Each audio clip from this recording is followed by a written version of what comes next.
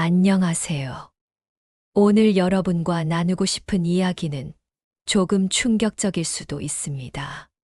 제목만 보셨을 때 친구에게 거짓말을 하라고 하며 의아해하셨을 텐데요. 하지만 끝까지 들어보시면 이것이 단순한 거짓말이 아니라 진정한 우정과 인간관계의 지혜라는 것을 깨달으시게 될 것입니다. 영상을 시작하기 전에 구독 버튼과 좋아요 버튼을 먼저 눌러주세요. 여러분의 작은 클릭 하나가 더 좋은 콘텐츠를 만드는데 큰 힘이 됩니다. 미국의 저명한 사회심리학 교수 로버트 펠드먼 박사는 30년간의 연구를 통해 놀라운 사실을 발견했습니다. 인간은 10분간의 대화에서 평균 3번의 거짓말을 한다는 것입니다. 그럴 리가 없어요. 저는 거짓말을 안 해요. 혹시 이렇게 생각하시나요? 펠드먼 교수의 실험 참가자들도 처음에는 모두 그렇게 말했습니다. 하지만 녹화된 자신의 대화를 다시 보고는 모두 깜짝 놀랐죠. 하지만 여기서 중요한 것은 이러한 거짓말이 나쁜 의도에서 나온 것이 아니라는 점입니다. 오히려 이것들은 우리의 관계를 더욱 원활하게 만들어주는 사회적 윤활유 역할을 합니다. 오늘 우리가 살펴볼 5가지는 바로 이런 것들입니다. 첫째, 괜찮다는 말 뒤에 숨겨진 진실. 둘째, 기억에 관한 선택적 진실. 셋째, 감정의 적절한 포장. 넷째, 조언에 대한 우아한 반응. 다섯째, 시간과 상황에 대한 배려의 기술. 첫 번째, 괜찮다는 말 뒤에 숨겨진 진실. 친구가 요즘 어때? 라고 물었을 때 설사 그날 몸이 아프고 마음이 우울해도 대부분 괜찮아, 별일 없어 라고 말하죠. 이것이 바로 첫 번째 착한 거짓말입니다. 캐나다 브리티시 컬럼비아 대학 연구에 따르면 50대 이상 성인들의 87%가 일상적인 만남에서 자신의 진짜 상태를 완전히 솔직하게 말하지 않는다고 합니다. 실제 예시를 들어보겠습니다. 68세 박 여사님은 어느 날 친구들과 만나기로 한 날 아침 혈압이 많이 올라서 병원에 다녀왔습니다. 의사는 당분간 스트레스를 받지 말고 조용히 쉬라고 했어요. 하지만 친구들과의 소중한 약속을 취소하고 싶지 않았던 박 여사님은 약속 장소로 갔습니다. 친구들이 어떻게 지내? 라고 물었을 때 괜찮아, 잘 지내고 있어 라고 대답했습니다. 왜 그랬을까요?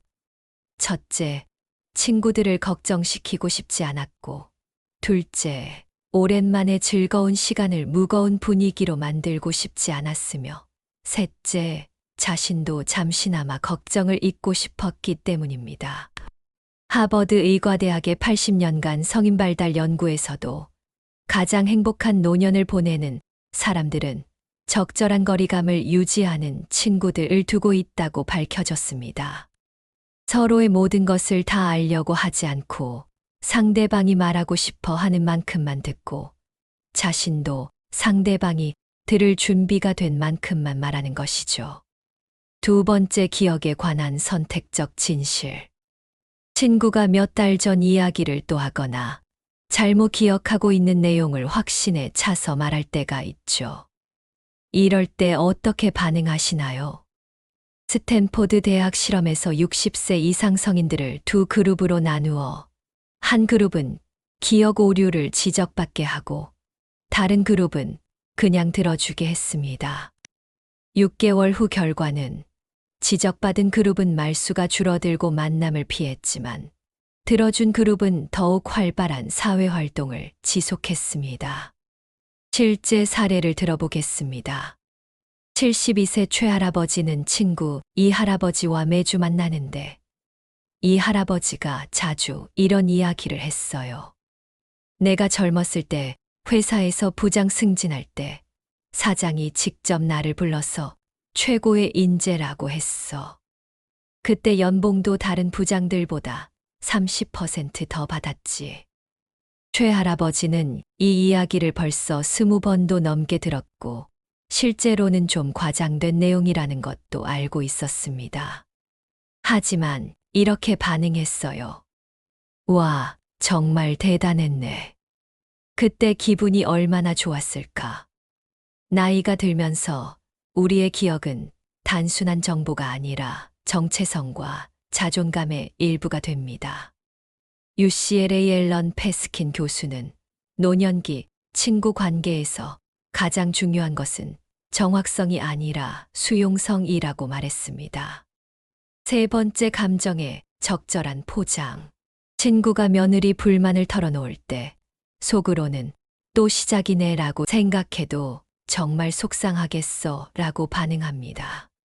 예일대학교 연구에 따르면 성인의 85%가 친구의 하소연을 들을 때 진짜 생각을 그대로 표현하지 않습니다. 구체적인 예시를 들어보겠습니다. 70세 김 여사님은 친구 박 여사님과 정기적으로 만나는데 박 여사님이 만날 때마다 이런 이야기만 했어요. 우리 며느리가 정말 마음에 안 들어. 맨날 아이들만 데리고 친정에 가고 명절 때도 친정 먼저 가고 우리 아들도 아무 말 안 하고. 김 여사님의 속마음은 이랬습니다. 며느리도 친정이 그리울 텐데. 그리고 친구가 며느리한테 너무 까다로운 것 같은데. 하지만 김 여사님은 이렇게 말했습니다. 정말 속상하겠어. 너 마음이 얼마나 복잡할까. 그런데 요즘 텃밭 토마토는 어때? 지난번에 맛있다고 했잖아. 왜 이렇게 반응했을까요? 친구가 원하는 것은 해결책이 아니라 공감이라는 것을 알았기 때문입니다. 그리고 가족 문제에 함부로 개입하면 관계가 나빠질 수 있다는 것도 알고 있었죠. 심리치료사 칼 로저스는 말했습니다. 가장 좋은 친구는 당신의 감정을 판단하지 않고 받아들이는 사람입니다. 네 번째, 조언에 대한 우아한 반응. 친구가 선의로 조언을 해주는데 별로 도움이 안 되거나 잘못된 정보일 때가 있죠. 이럴 때 어떻게 반응하시나요? 예를 들어, 친구가 무릎 아픈 데는 글루코사민이 정말 좋대. 우리 동네 약국에서 파는 건데 하루 3알씩 먹으면 금방 나아져 라고 말할 때 이미 병원에서 정확한 치료를 받고 있어도 아, 그런 게 있구나. 관심 가져줘서 고마워. 한번 알아볼게 라고 반응합니다. 실제 사례를 들어보겠습니다. 65세 이 여사님은 당뇨 진단을 받고 병원에서 정기적으로 치료받고 있었어요. 그런데 친구들과 만날 때마다 이런 조언들을 들었습니다. 친구 A, 당뇨에는 여주가 최고야. 내 남편 친구가 여주 먹고 완치됐어. 친구 B, 아니야. 돼지 감자가 더 좋아. TV에서 봤는데 혈당 확 떨어뜨린대. 친구 C, 쓴맛 나는 건 다 몸에 좋아. 쓴 오이 갈아서 마셔봐. 이 여사님은 이미 영양사 상담도 받고 의학적으로 검증된 치료를 하고 있었습니다. 친구들의 조언이 대부분 근거 없다는 것도 알고 있었죠. 하지만 이렇게 반응했습니다. 아, 그런 방법들이 있구나. 다들 나 걱정해서 이것저것 알아봐 주는구나. 정말 고마워. 그리고 담당 의사에게 물어봤습니다. 의사는 해롭지는 않지만 당뇨 치료에 특별한 효과는 없어요. 지금처럼 꾸준히 치료받으시는 게 가장 좋습니다. 라고 말씀해 주셨어요. 이것이 바로 조언에 대한 우아한 반응입니다. 친구의 선의는 인정하되 정확한 정보는 전문가에게 확인하는 지혜죠. 5번째, 시간과 상황에 대한 배려의 기술. 친구가 30분 늦어도 괜찮아. 나도 방금 왔어 라고 말하고 2시간째 같은 이야기를 들어도 시간이 좀 늦었는데 다음에 또 자세히 얘기해줘 라고 부드럽게 마무리합니다. 실제 예시를 2가지 들어보겠습니다. 첫 번째, 정 부부의 이야기입니다. 결혼 40년 된 이 부부는 매주 토요일마다 각자 친구들과 만나는 시간을 갖습니다. 어느 토요일 정 아저씨는 친구들과 즐거운 시간을 보내고 있는데 오후 4시쯤 부인에게서 전화가 왔어요. 여보, 언제쯤 들어와? 정 아저씨는 사실 더 있고 싶었지만 이제 슬슬 마무리해야 할 것 같아. 6시쯤 들어갈게 라고 했습니다. 부인도 실제로는 이미 친구들과의 모임이 끝나서 혼자 있었지만 아, 그래. 천천히 해라고 말했어요. 2번째는 최 여사님의 이야기입니다. 매주 수요일 등산 모임을 하는데 어느 날 몸이 많이 피곤했어요. 그래서 이렇게 문자를 보냈습니다.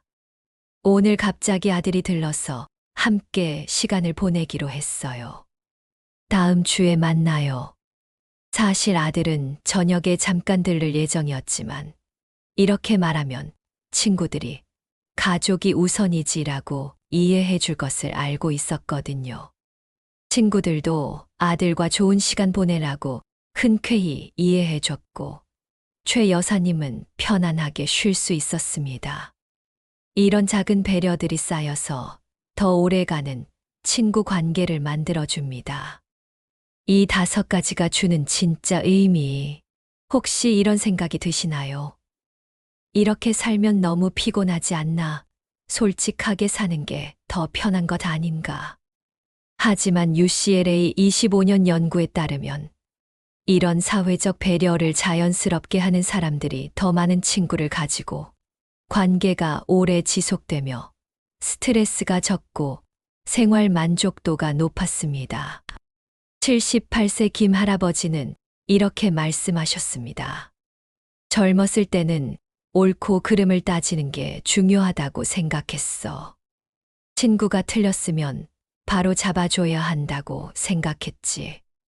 그런데 나이 들어보니 알겠더라고.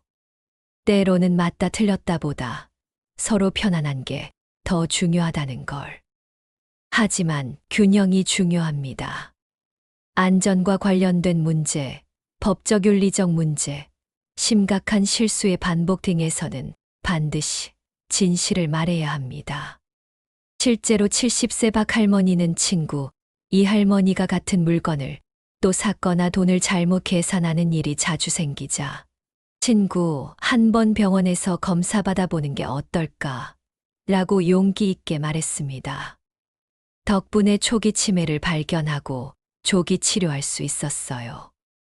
100세 어르신의 말씀처럼 젊었을 때는 내가 옳다는 걸 증명하려고 했어. 지금은 우리가 행복하다는 걸 만들어 가려고 해.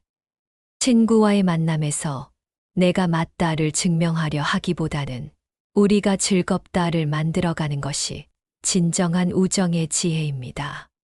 오늘부터는 친구와의 만남에서 조금 더 여유로워지시기 바랍니다. 친구가 같은 이야기를 또 해도 아, 그 이야기 재미있네 라고 말해보세요. 친구가 늦어도 괜찮아. 나 시간 여유 있어 라고 말해보세요. 친구가 서툰 조언을 해도 고마워, 생각해 볼게 라고 말해보세요. 이런 작은 배려들이 모여서 더욱 아름다운 우정을 만들어갈 것입니다. 오늘 이야기가 도움이 되셨다면 구독과 좋아요, 그리고 소중한 친구들과의 공유 부탁드립니다. 댓글로 여러분의 우정 이야기도 들려주세요. 인생의 가을과 겨울을 따뜻하게 만들어주는 것은 바로 진심 어린 우정입니다. 감사합니다.